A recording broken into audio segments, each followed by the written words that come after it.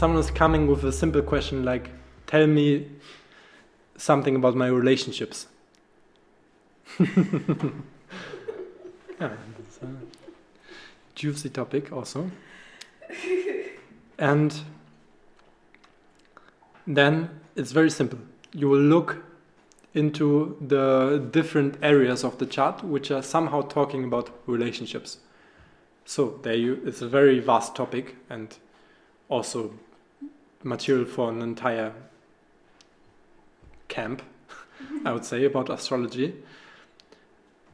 But we can make some simple approaches like looking at the descendant, looking at Venus, looking at the moon, and so on. So we can orientate our attention towards the chart according to the question someone is asking. That's actually quite a good approach. I actually wish for that approach the most if someone is coming to me, because like this I can make the most personal approach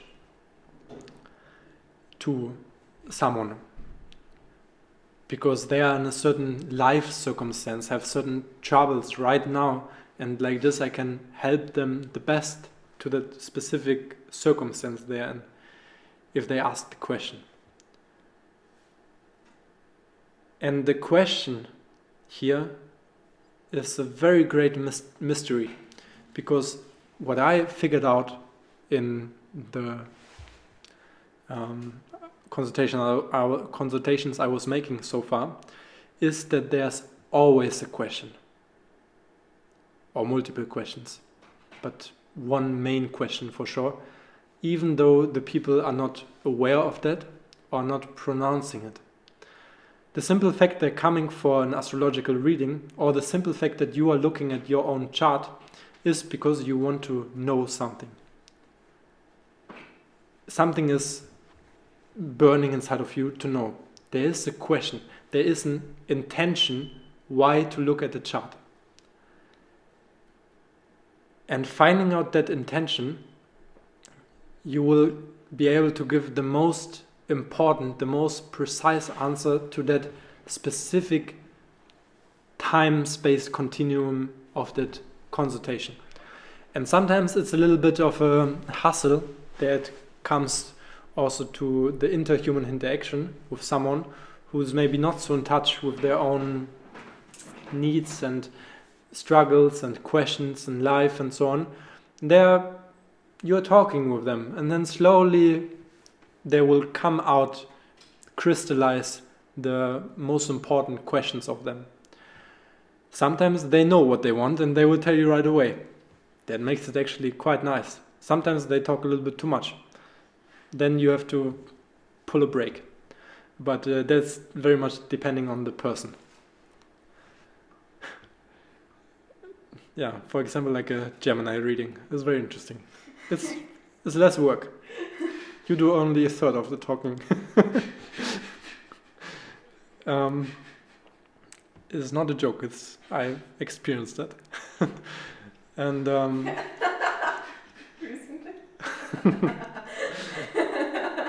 no comment.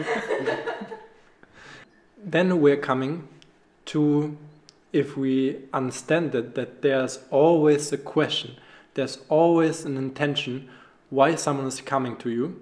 Sometimes it's a complex intention, but most of the time it is a simple arrow going in one direction clearly.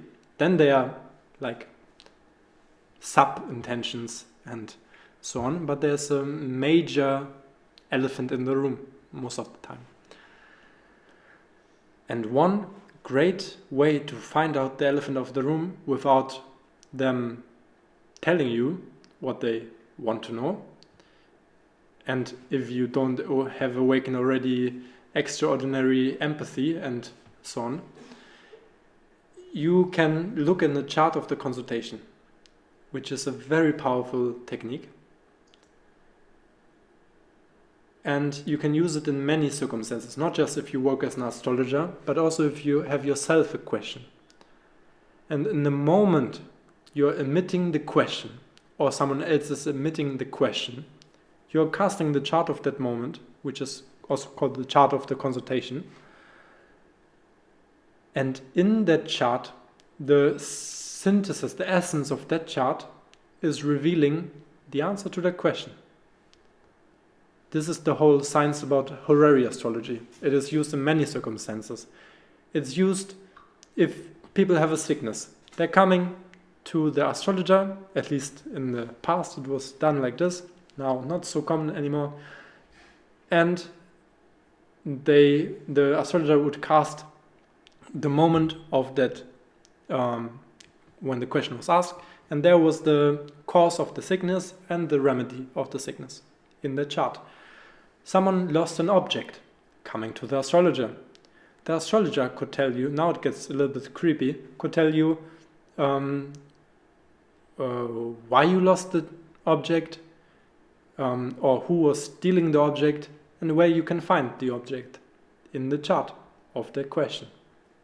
And or also in the chart of when you were losing it, but more precisely when you are searching for it, when you formulate the intention to look for it. It is quite a mystery, that science. You did it for yourself, let's say you had a question for yourself and then you were looking at Yes. it. But then you took the time when the question was coming to your mind, or the moment when you were sitting in front of the computer and say, okay, now I look up The moment when I was looking for it. So when I sit in front of the computer, because this is the important moment when we act upon the intention. Okay.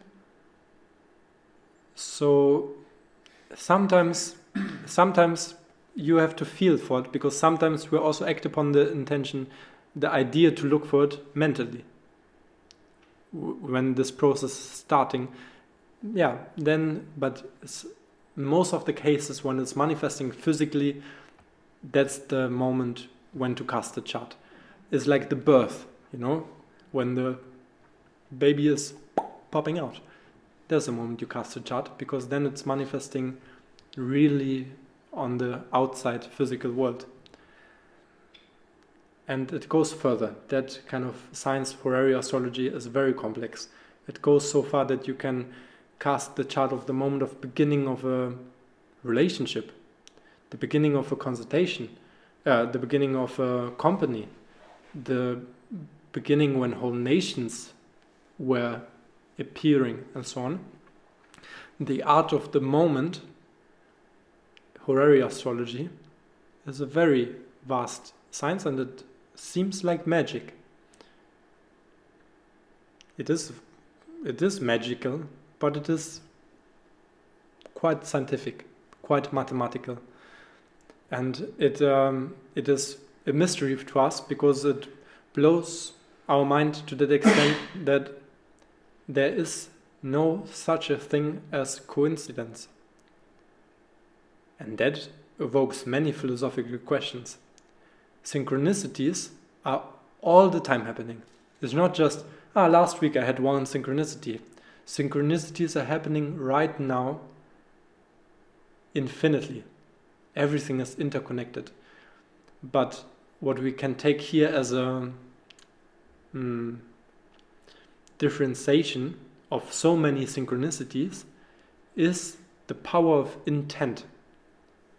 If we intend something, we are selecting, so to say, a certain aspect of the whole ocean of synchronicities and focusing our attention on that aspect.